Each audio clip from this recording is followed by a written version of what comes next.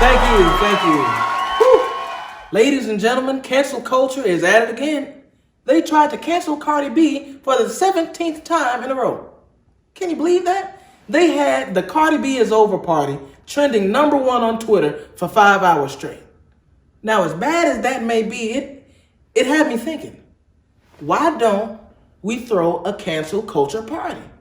Now, hear me out. Listen, you got B. Simone as the host. He can't have a 9 to 5. What? You got 6ix9ine as the performer. I talking about. I can't stop, nigga. Paula Dean on the food. I is what I is, and I'm not changing. And R. Kelly and DJ. Ladies and gentlemen, y'all better wake up. Use your common sense. Absolutely. But anyway, they said she had a fake Instagram account which she used to throw shade at Megan Thee Stallion and Nicki Minaj. But ladies and gentlemen, please, let's get over this. We are not gonna cancel Cardi B.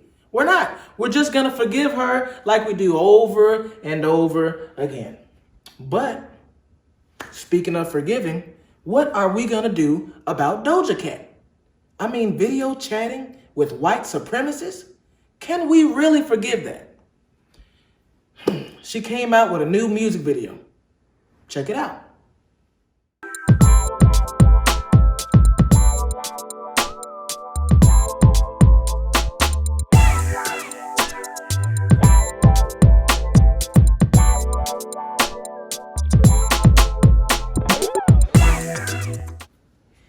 Is the camera on? It's rolling. Ladies and gentlemen,